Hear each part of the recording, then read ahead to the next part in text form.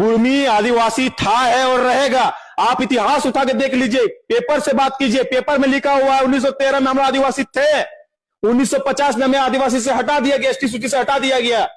ठीक है लाला, पेपर से ही बात करते हैं। तो ये लोग 1913 के सरकारी सेंसस को अपना आधार मानते हैं। तो आज से लगभग 100 साल पहले की बात है, जब अंग्रेजों के जमाने में छोटा नागपुर, आज के झारखंड और उसके आसपास के इलाकों में रहने वाले कुर्मी समुदाय को एक आदिवासी का दर्जा दिया जाता था। उनका रहन सहन, पूजा पाठ अन्य आदिवासी समुदाय जैसे उरांव, मुंडा और संथाल से मिलती जुलती थी, जिसका ये सबूत दे रहे हैं 1913 के सरकारी सेंसस में। अंग्रेज सरकार ने उस कागज में साफ साफ लिखा था कि कुर्मी समुदाय के अपने अलग सामाजिक कानून है जो हिंदू कानून से अलग है, और इसी कागज के आधार पर कुर्मी समुदाय आज अनुसूचित जनजाति की दर्जा का मांग कर रहे हैं। तो ये बदलाव की लहर आई कहां से? तो अर्ली 19th सेंचुरी और लेट 20th सेंचुरी के बीच 1871 के क्रिमिनल ट्राइब एक्ट के बाद 1894 से 1920 के बीच इनमें बड़ा बदलाव आया। कुर्मी समुदाय के पढ़े लिखे और इन्फ्लुएंसर लोगों ने आंदोलन किया, जिसे क्षत्रियकरण कहा जाता है, मतलब खुद को क्षत्रिय योद्धा में शामिल करने की मांग। क्योंकि क्रिमिनल ट्राइब्स एक्ट के तहत जब आदिवासियों को जन्म से ही अपराधी माना जाता था और उन्हें सरकारी कोई भी लाभ नहीं दिया जाता था पढ़ाई लिखाई या नौकरी में, तब ये क्षत्रिय बनना चाहते थे। क्योंकि उस जमाने में आदिवासी को पिछड़ा हुआ माना जाता था और कुर्मी समुदाय के लोग इस पहचान से निकलकर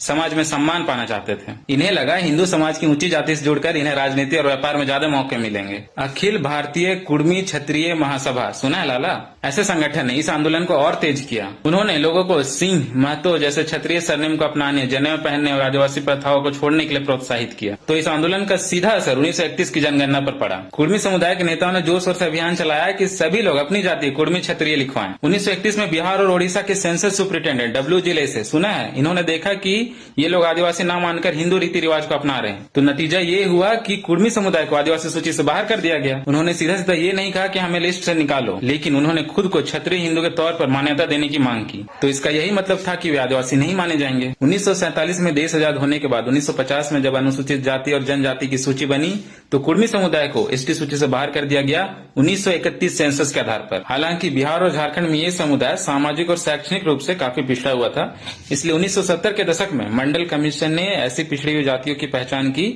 और कुर्मी समुदाय को उनके आर्थिक और सामाजिक स्थिति के आधार पर ओबीसी की सूची में शामिल किया गया। तो जो भी आपको बोलते हैं कुर्मी महतो का इतिहास आपको नहीं पता, ये वीडियो उसको फेंक के मारिए। गलती आपके समाज और पूर्वजों ने खुद की, बिन पेंद्री का लोटा बन के। स्टिल आपको ओबीसी कैटेगरी में आरक्षण मिल रहा है, अभी पूर्ण नहीं रहा है तो आपको आदिवासी का हक दिखाई दे रहा है। जाइए, रेल टिकट, डहर चक्का जो करना है कर लीजिए, होने जाने वाला कुछ नहीं है। क्योंकि झारखंड गवर्नमेंट ने 2004 में, जब अर्जुन मुंडा की सरकार थी, तब कुर्मी समुदाय को एसटी में शामिल करने का जब प्रस्ताव सेंट्रल गवर्नमेंट को भेजा था, तो 31 जुलाई 2015 को मिनिस्ट्री ऑफ ट्राइबल अफेयर्स ने इस प्रस्ताव को खारिज करते हुए ये कहा कि कुर्मी महतो एक कल्टीवेटर का सब कास्ट है जो ट्राइबल कम्युनिटी से अलग है। आपको अपना हक लेने का पूरा अधिकार है, लेकिन दूसरे का हक छीनकर नहीं।